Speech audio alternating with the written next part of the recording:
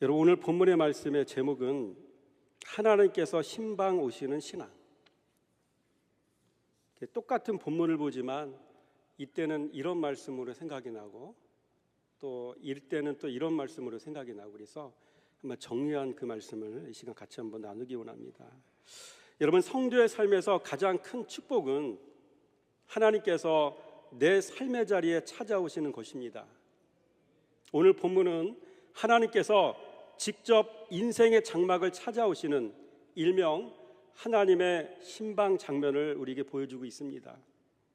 마물의 상수리 나무 아래 날이 뜨거울 때 아브라함의 장막 앞에 세 사람이 나타났습니다.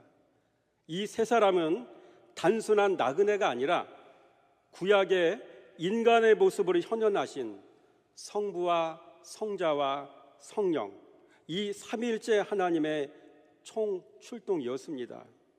그렇다면 하나님께서 이토록 친히 신방 가고 싶어 하시는 신앙, 하나님께서 기쁨으로 임재하시는 신앙은 과연 어떤 신앙이겠습니까?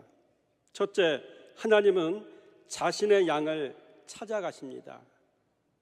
우리 1절과 2절 말씀 한번 읽어보도록 하겠습니다. 시작.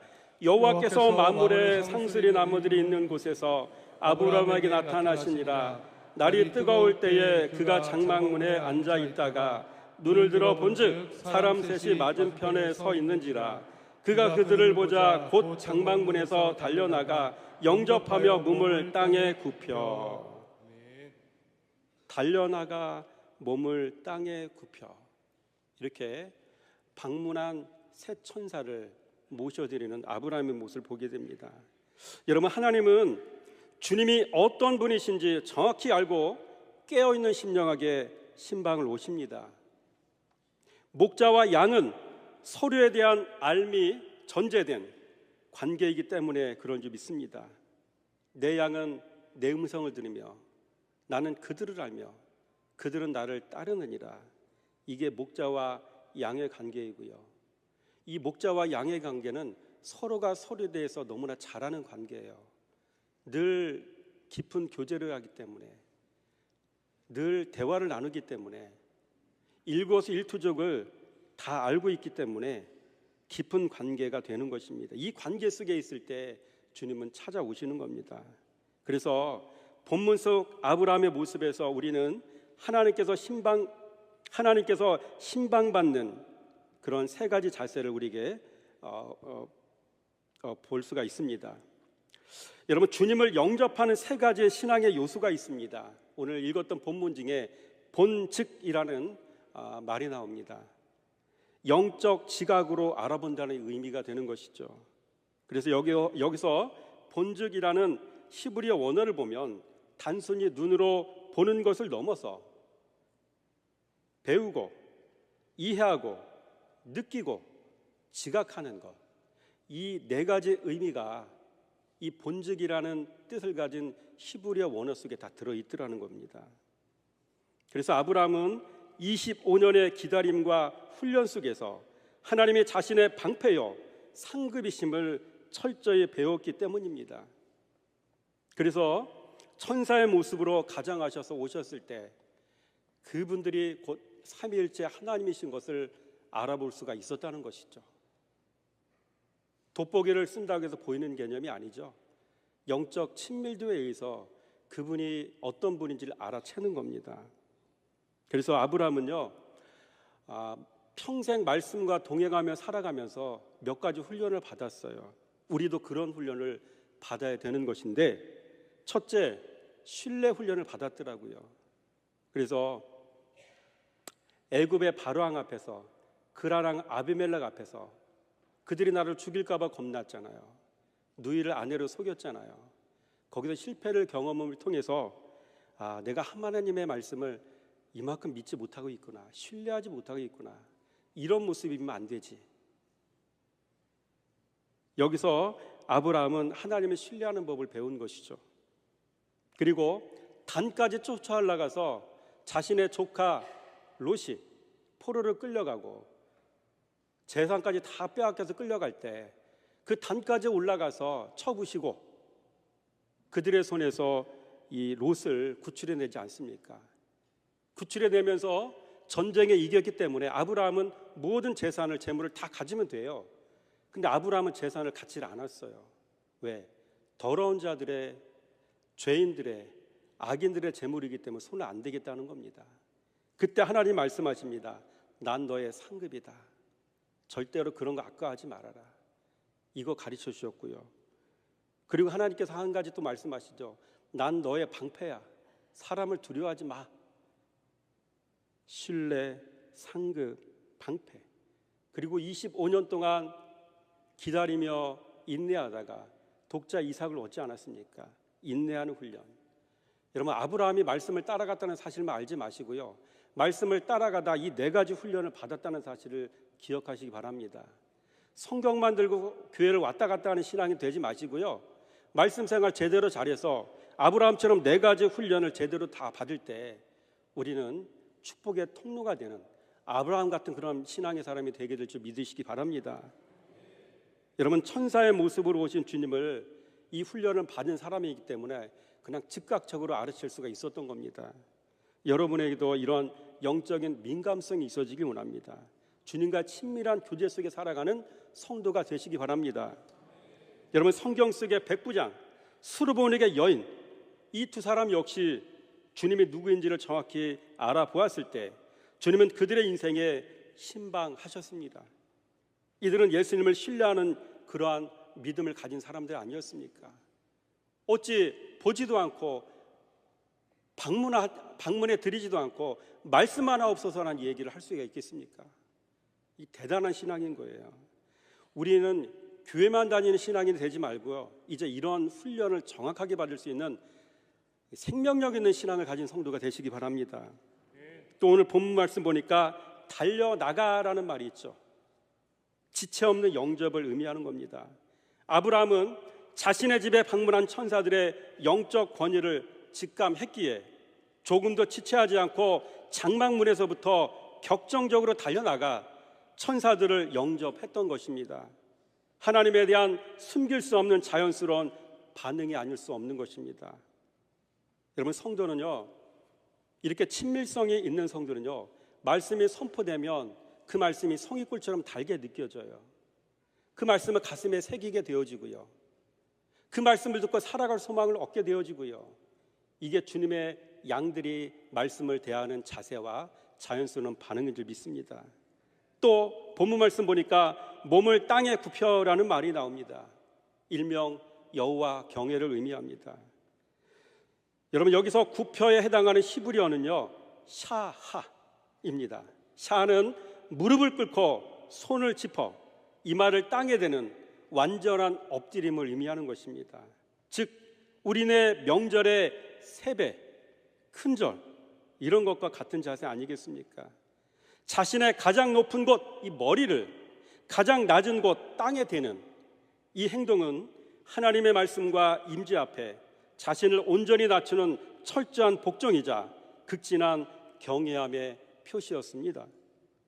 이렇듯 건강한 성도의 신앙에는 그리스도를 알아봄이 있고 삶 속에서 주님을 치열하게 배워가는 그런 과정이 있고 그 결과 터져나오는 여호와 경외가 있는 줄 믿습니다. 우리에게도 이러한 신앙의 아름다운 모습이 있어지기를 주님의 이름으로 축원함을 드립니다. 주님은 지금도 이 3가지 영적 태도를 지닌 신실한 자녀의 장막에 찾아오셔서 깊이 교제하기를 원하시는 줄 믿으시기 바랍니다. 둘째로, 하나님은 겸손한 사람을 찾아가십니다. 우리 3절과 4절 말씀을 같이 한번 읽어보겠습니다. 시작. 이르되 내 주여, 내가 주께 은혜를 입었으면 원하건대 종을 떠나 지나가지 마옵시고 물을 조금 가져오게 하사 당신들의 발을 씻으시고 나무 아래서 씻소서. 여러분, 하나님은 자신을 낮추고 주님의 임재를 갈망하는 겸손한 심령을 찾아오십니다. 그래서 본문 속 아브라함의 고백을 통해 우리는 겸손한 사람의 3가지 특징을 발견해 볼 수가 있습니다. 여러분, 겸손한 사람에게 나타나는 3가지 특징이 있습니다. 첫째, 겸손한 사람은 받은 은혜를 잊지 않고 자신을 낮추는 사람입니다. 그래서 아브라함은 내가 주께 은혜를 입었으면 이라며 자신을 철저히 종의 자리에 낮춰두게 됩니다. 여러분, 진짜 은혜를 아는 사람은 하나님과 사람 앞에서 결코 교만할 수 없으며 오직 은혜 주신 분만 높이게 되는 줄로 믿으시기 바랍니다. 또한 겸손한 사람은 주님과 함께 거하고 동행하기를 갈망합니다. 아브라함은 종을 떠나가지 마옵소서라고 간곡하게 간청합니다. 주님 없이는 단 한순간도 살 수 없다는 신앙의 고백인 줄 믿습니다. 이는 요한복음 1장 38절에서 제자들이 예수님께 어디 계시오니까? 라고 물었던 영적 갈망과 연결이 되는 부분입니다. 그래서 여기서 계시다에 사용된 헬러 동사 메노, 이거는 요한복음 15장에 내 안에 거하라 라고 하는 이런 친밀한 거함의 대장정을 시작하는 그런 단어입니다. 내 안에 거하라, 나도 너희 안에 거하리라. 주님을 떠나지 않는, 주님과 붙어 사는, 주님과 동행하는, 주님과 교제하는 그런 의미를 함축한 단어 거함, 메노입니다.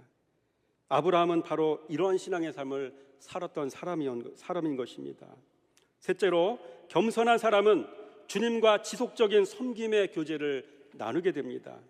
아브라함은 당신들의 발을 씻으시고 라며 영접과 교제를 그 세 천사에게 청하게 됩니다. 주님과 우리와의 관계는 상호 섬김의 관계인 줄 믿으시기 바랍니다. 그래서 주님 우리에게 생명의 말씀을 가르쳐 주심으로 우리를 섬기고 계시고 우리는 그 말씀에 순종함으로 주님을 섬기는 그런 관계성에 사는 사람들 아닙니까? 여러분, 이 관계가 끊임없이 이어지는 것이 바로 주님과의 참된 소통이자 교제인 줄 믿으시기 바랍니다. 이렇듯 겸손한 신앙은 은혜를 기억하는 것이며 주님 곁에 머물기를 구하는 것이고 말씀과 순종으로 주님과 깊이 소통하는 신앙인 것입니다. 기억하고 곁에 머물고 그분과 소통하고, 이 세 단어를 잘 기억하시기 바랍니다. 따라서 하겠습니다. 기억하고 곁에 머물고 소통하고. 여러분, 세 가지의 이 단어를 잘 기억하시기 바랍니다. 이 세 가지를 우리가 행하며 살아갈 때 노년의 인생을 살아가면서 외롭지가 않아요. 슬프지가 않아요. 요즘에 신방을 다니다 보면 연세가 70 전후가 되시는 분들 많이 보게 되는데 젊은 사람들은 신방을 거의 안 해. 이유를 제가 이따 말씀드리겠지만 이 어르신들을 신방하다 보면 너무 외로워. 하루 시간을 다 할애해서 그분과 교제하고 또 식사도 나누고 하면 좋겠는데 시간은 한정돼 있고 만나는 분마다 보면 다 대동소이합니다. 그 모습이 우리의 모습이 될 수도 있는 거예요. 따라서 합니다. 기억하고 곁에 머물고 소통합시다. 그러니까 주님과 소통하고 그분의 곁에 머물고 이런 삶을 살아가다 보면 노년의 인생이 외로울 수가 없어요. 지금 여러분의 곁에 있는 남편이나 아내 너무 믿지 마세요. 지금까지 준 상처도 수도 없이 많잖아요. 뭘 믿어요? 그는 내가 품고 사랑할 대상이고요. 내가 기억하고 곁에 두고 소통할 분은 말씀 하나님밖에 없어요. 주님이 우리와 함께 하시는 가장 확실하고 완벽한 방법이 있어요. 주야를 묵상하는 거고요. 또 묵상하며 깨달아진 말씀이 있으면 그 말씀 때문에 기뻐하는 거고요. 깨달아진 그 말씀이 삶 속에서 살아가다 보면 깨달아지고요. 생각나고요. 이게 얼마나 아름다운 관계입니까? 이게 주님 곁에 머무는 신앙의 삶인 걸 믿으시기 바랍니다. 여러분, 주님은 오늘도 이 겸손의 장막을 넓히고 기다리는 자녀의 가정에 찾아오신다는 사실을 기억하시기 바랍니다. 셋째로, 하나님은 마음을 시원하게 해드리는 사람을 찾아가십니다. 4절과 5절 말씀이죠. 시작. 물을 조금 가져오게 하사 당신들의 발을 씻으시고 나무 아래에서 씻소서. 내가 떡을 조금 가져오리니 당신들의 마음을 상쾌하게 하신 후에 지나가소서. 당신들의 종에게 오셨음이니이다.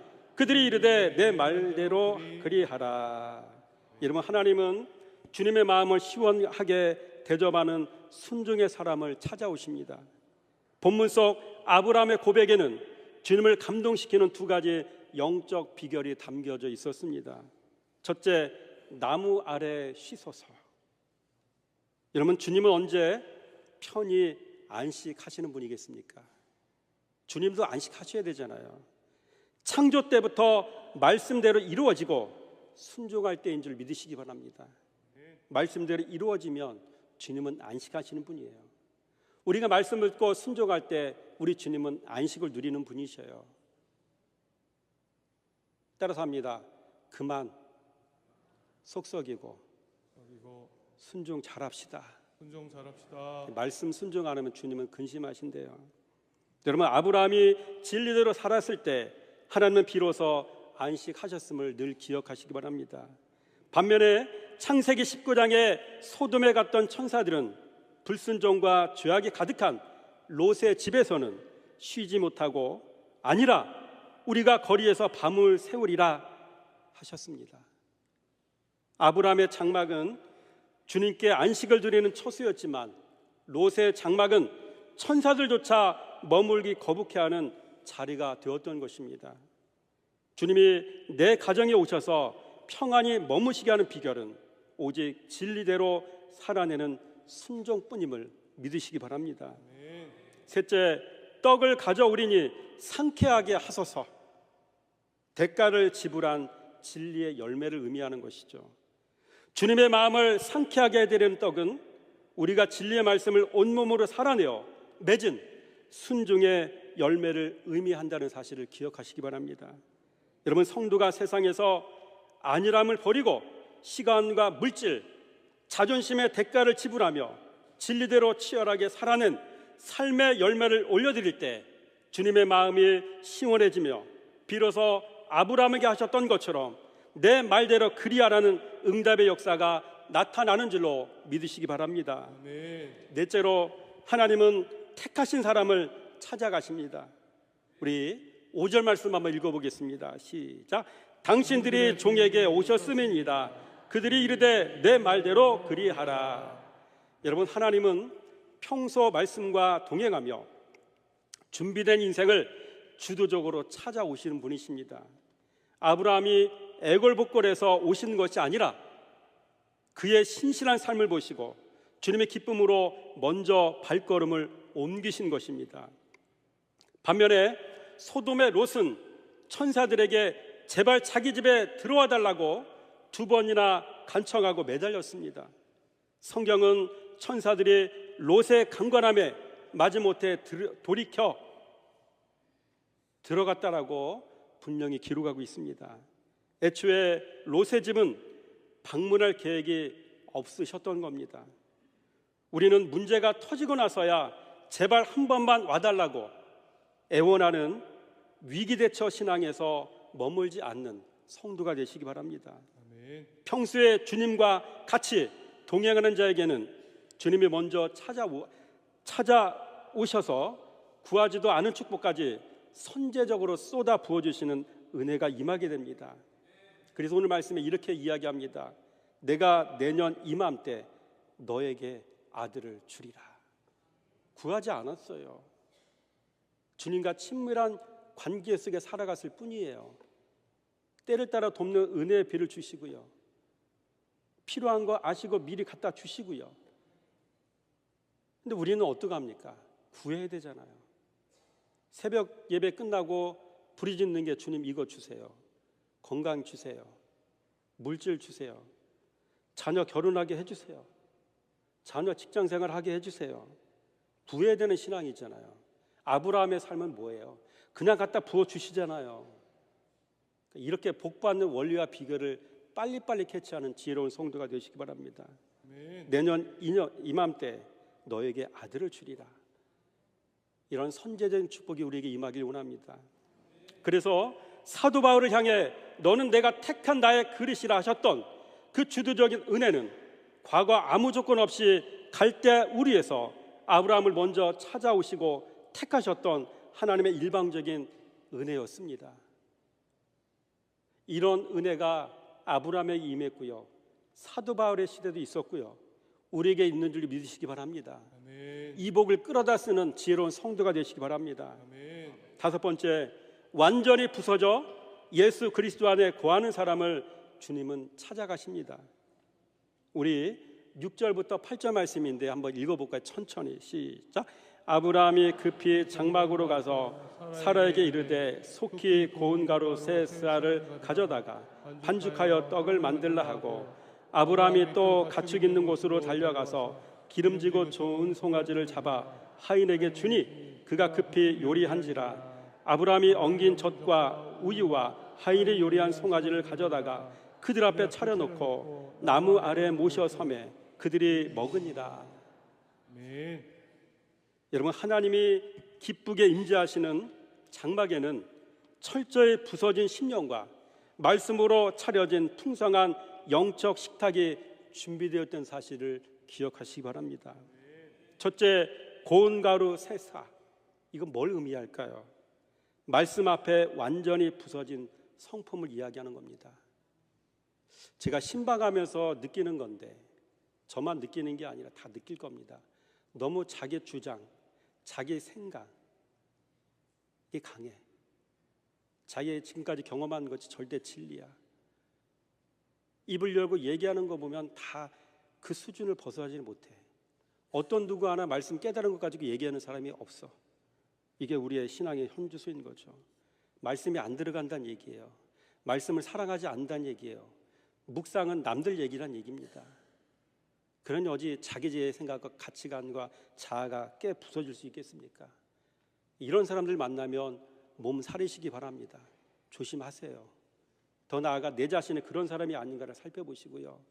내가 주님의 진리의 삶과 얼마나 동떨어져 있는 삶을 살아가고 있는지 생각해 보시기 바랍니다. 나는 된 사람이 아니에요. 내가 가진 감투가 내 신앙을 대변하지 않아요. 나는 한참 멀었습니다. 나는 어린아이입니다. 신령한 젖을 먹어야 되는 어린아이인 겁니다. 여러분 인정하십니까? 신앙생활은 정직한 자기 인식에서 시작이 되는 겁니다. 고운 가루 세 스아. 여러분, 교회는 말씀을 통해 성도의 고집과 아집을 고운 가루로 빻아 부수는 것입니다. 절구에 곡식을 넣고 공유로 빻잖아요. 이 얼마나 곡식은 아플까요? 빻아야 돼요. 포도 나무를 알고 포도 열매를 알지만 우리는 그 다음에 뭐가 있는지 아셔야 돼요. 포도를 수확했으면 포도 틀에 집어넣고 발 깨끗이 닦은 여인이, 농부가 맨발로 들어가서 으깨잖아요. 대량 작업을 할 때는 어떻게 무거운 쇠 막대기나 뭘로 눌러야 되잖아요. 진 이겨야 되잖아요. 신앙의 완성은요, 짓 이겨짐이에요. 깨어 부서짐이라고요. 아는 건 귀신같이 잘하는데 그 말씀대로 살아내고 자기를 깨 부시는 일은 거의 하지 않아요. 이게 한국교회 신앙의 현 주소라는 거예요. 주님은 말씀하실 수가 없어요. 왜? 듣고 부서질 준비가 안 돼 있어요. 이게 우리의 모습이에요. 내 생각과 이론이 다 깨어지고 가루가 되어야만 주님이 만드시는 대로 움직이는 순종의 성품으로 반죽될 수 있어야 할 줄 믿습니다. 말씀 앞에서 내 소리를 섞지 않고 오직 예로 순종하는 성품, 그렇게 연단받아 불에 구워진 인생만이 가시 없이 타인의 영혼을 살리는 생명의 떡이 될 수 있음을 믿으시기 바랍니다. 둘째, 엉긴 젖과 우유와 송아지, 이건 완벽한 영적 결합을 의미하는 것이죠. 아브라함이 대접한 세 가지 양식은 영적으로 완벽한 조화를 이룹니다. 우유는 신령한 말씀의 젖을, 엉긴 젖은 그 말씀이 녹아 삶에 녹아든 말씀 친화적인 행함, 송아지는 순종이 맺어진 풍성한 삶의 열매를 상징하고 있습니다. 셋째, 나무 아래 모셔 섬에, 극진한 여호와 경외를 의미합니다. 여러분, 아브라함은 음식을 차려놓은 후 그들 곁에 겸손히 모셔 섰습니다. 손님이 식사를 마칠 때까지 종의 자세로 시중을 든 것입니다. 이렇듯 하나님을 삶의 가장 높은 자리에 극진히 모시는 가정에 주님이 신방하시는 것입니다. 결론입니다. 주님이 머무시는 인생이 되시기 바랍니다. 하나님은 대단한 업적이나 화려한 외형 있는 곳에 신방 가시는 분이 아닙니다. 하나님이 어떤 분인지를 정확히 알고 말씀 앞에 세배하듯 전 인격적으로 복종하며 내 자아를 고운 가루 빻듯 이해하고 순종하는 사람의 마음에 찾아오시는 분이십니다. 그래서 알미 있고 섬김이 있고 자기 부인이 있습니다. 신앙생활에는 이 세 가지가 빠지면 아무 의미가 없습니다. 그리스도를 끊임없이 알아가야 되죠. 그렇죠? 그래서 요한복음 21장에도 내 양을 먹이라, 내 양을 치라, 내 양을 먹이라 라고 말씀하셨잖아요. 양을 먹이는 건요, 꼴을 먹이는 거고요. 꼴은 말씀이잖아요. 말씀을 풀어 가르쳐 먹여야 되잖아요. 이게 목자게 될 사명이고 양이 받아야 될 목양인 것이죠. 이런 관계를 통해 그리스도를 끊임없이 알아가야 되고요. 그 알미 결국은 에베드의 삶으로 바뀌어져야 돼요. 그 예배자의 삶으로 바뀌어져야 돼요. 예배, 섬김, 이 두 가지 의미를 뜻하는 단어가 히브리어가 에베드거든요. 그래서 이러한 신앙의 자리로 나아가고요. 결국 예배하는 그런 삶에 결국은 자기 부인의 자리까지 나아가야 되는 건데 이게 어디 쉬운 일이냐고요. 아브라함은 25년 동안 이 훈련을 받았잖아요. 짧은 기간 아니에요. 욥은 30년 동안 받았잖아요. 그 조그마한 믿음의 종족에 넓히려고 주님은 30년 동안 욥을 훈련시켰잖아요. 그 아들들 하루아침에 죽어 나가게 되죠. 그 조그마한 믿음의 종족을 넓히려고 아들도 뺏어가시고 우양 가축도 다 뺏어가시고 절망감, 또 하나님께서 설명도 안 하셔. 하나님에 대한 배신감, 그렇게 믿어왔건만 하나님 나한테 왜 이러셔? 나중에 알고 보니까 하나님은 그런 의도가 있으셨다는 겁니다. 여러분, 우리에게 주어진 30년, 40년의 시간은요 결코 긴 시간이 아니에요. 내게 주어진 시간을 알차게 이런 훈련을 잘 받는 일에 할애하는 지혜로운 성도가 되시기 바랍니다. 그리하여 주님의 내 삶에서 편히 씻을 수 있게 진리의 말씀에 순종하며 사는 일을 즐거움으로 여기며 사는 성도의 마음의 장막에 우리 주님은 임재하신다는 사실을 기억하시기 바랍니다. 오늘 이 아침 우리 자신을 고운 가루로 깨뜨리시길 바랍니다. 롯처럼 위기 속에서 비참하게 간청하는 자가 아니라 아브라함처럼 평소에도 주님을 온전히 모셔서는 신앙인이 되어서 날마다 주님이 자원하여 찾아오시고 하나님 나라의 비밀을 맡기시는 거룩한 신앙의 사람이 되시길 주님의 이름으로 축원함을 드립니다. 적용편으로 들어갑니다.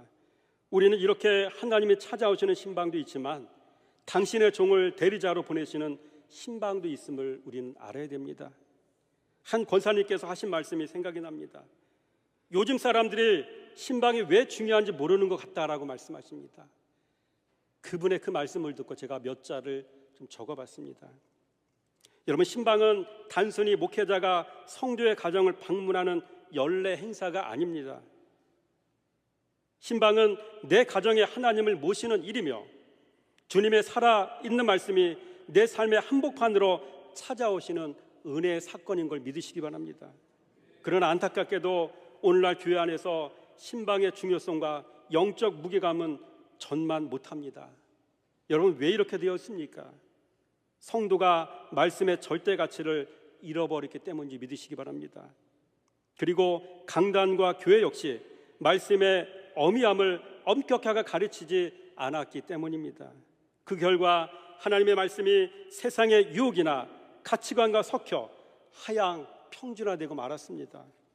천지를 창조하신 전능자의 말씀이 고작 학교 윤리선생님의 고리타분한 도덕적 가르침보다 못한 수준으로 전락해 버린 것이 오늘날 우리의 영성의 서글픈 현주소입니다.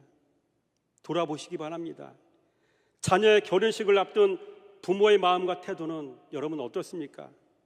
자녀가 결혼할 때 부모는 큰 비용을 들여 한복을 맞춰 입고 미용실에 가 머리를 하고 화장을 하며 온갖 정성으로 꽃단장을 합니다. 수많은 시간이 뺏기고 물질이 들어가고 신경을 써야 하는 이 번거로움이 있지만 누구 하나 그것을 아깝다거나 무가치하다고 멸하지는 않습니다. 이유는 단 하나입니다. 그날이 바로 내 인생에 가장 중요하고 가치 있는 특별한 날로 선포되었기 때문입니다. 세상의 결례와 의식에는 이토록 온 마음과 정성을 다해 최고의 가치를 부여하면서 정작 만군의 여호와 하나님이 내 가정을 방문하시고 말씀하시는 신방에는 우리는 지금 얼마나 정성을 들이고 있습니까? 하나님의 말씀은 내 영혼의 나침반이며 내 인생의 종착지를 인도하는 유일한 이정표인 줄 믿으시기 바랍니다. 인류 역사 속에는 이 영적 나침반을 분실하여 길을 찾지 못하고 방황하다 비참하게 영 죽어버린 인생들이 수두룩하다는 사실을 기억하시기 바랍니다. 다윗의 장인이자 이스라엘의 첫 왕이었던 사울은 말씀으로 영혼의 이정표를 세워주던 사무엘 선지자를 멀리하고 영적 권위를 무시하다 결국 인생 전체가 미궁에 빠지고 말지 않았습니까? 또 아브라함의 조카 롯은 말씀의 종이었던 아브라함의 곁을 떠나 눈에 보이기 좋은 세상을 쫓아가다가 소돔과 고모라 심판 속에서 모든 소유를 잃고 죽음의 문턱에서 겨우 몸만 빠져나오지 않았습니까? 하나님이 세우신 말씀의 종, 내 영혼이 곁길로 가지 않고 바른 길로 걸어가도록 주님이 친히 보내신 영혼의 목자임을 여러분 잊지 마시길 바랍니다. 성도는 인생을 신방을 통해 선포되는 말씀을 들을 때 비로소 내 개인의 신앙의 상태를 날카롭게 점검받게 되며 무뎌져 가던 내 가정의 영적 현주소를 직시하고 또 그에 따른 처방을 받게 되는 것입니다. 그래서 신방에는 진단이 있고 신방에는 그에 따른 처방이 있습니다. 진단과 처방, 이게 신방을 통해 이루어지는 것입니다. 그러므로 사랑하는 성도 여러분, 신방을 사모하시기 바랍니다. 신방은 거룩하신 하나님이 내 가정에 찾아오시는 은혜의 절정입니다. 신방은 내 가정에 하나님의 친히 임재하시는 시간입니다. 신방은 내 가정의 문제를 향해 하나님이 하늘의 음성을 들려주시는 귀한 시간인 것입니다. 신방은 영적으로 죽어가던 내 가정에 새로운 생명과 호흡이 불어넣어지는 인공호흡의 시간입니다. 신방은 절망과 낙심에 빠진 내 가정에 하늘의 빛이 비춰지는 시간임을 잊지 마시기 바랍니다. 그래서 그 빛이 임할 때 오랫동안 여러분의 가정을 짓누르고 부부를 갈라놓고 자녀들의 앞길을 가로막고 어려움을 주었던 이 모든 어둠의 영과 저주의 세력은 단번에 떠나가게 될 줄 믿으시기 바랍니다. 이 신방의 권위와 가치를 회복하여 말씀으로 살아나가는 복된 가정과 인생이 되시길 주님의 이름으로 축원함을 드립니다. 오늘 마지막 자막에 나온 말씀 한번 읽어보겠습니다. 시작. 내가 곧 당신에게 사람을 보내었으니 오셨으니 잘하였나이다. 이제 우리는 주님께서 당신에게 명하신 모든 것을 듣고자 하여 다 하나님 앞에 있나이다. 아멘. 기도하겠습니다. 할렐루야. 하나님 감사합니다. 하나님이 우리에게 찾아오시는 방법이 있다고 하셨습니다. 직접 찾아오시는 방법이 있고 당신의 종을 보내시는 신방이 있다고 하셨습니다. 아브라함에게는 여호와를 배움이 있었고 그래서 여호와를 알미 있었고 순종함이 있었기에 주님의 찾아오시는 복된 신앙인이 될 수 있었습니다. 이 말씀을 교훈 삼아 우리도 진리를 사랑하여 끊임없이 배우는 자리에 앉게 해주시기 원합니다. 여호와를 알아 기쁨으로 순종하는 사람이 되는 일을 열심을 아버지 내어 살아갈 수 있는 우리 모두가 되어지게 해주시기 원합니다. 또한 우리 주님께서는 자신의 대리자를 보내시어 신방하신다고 말씀하셨습니다. 주의 종을 가까이하여 주님의 음성을 듣는 일에 열심을 내어 때를 알아 길을 알고 하나님 나라를 누리는 법을 알아 영생을 누리는 신앙의 사람이 되게 해주시길 원하오며 이 모든 말씀 우리를 죄에서 구원하신 예수 그리스도의 이름으로 축복하며 기도드렸습니다.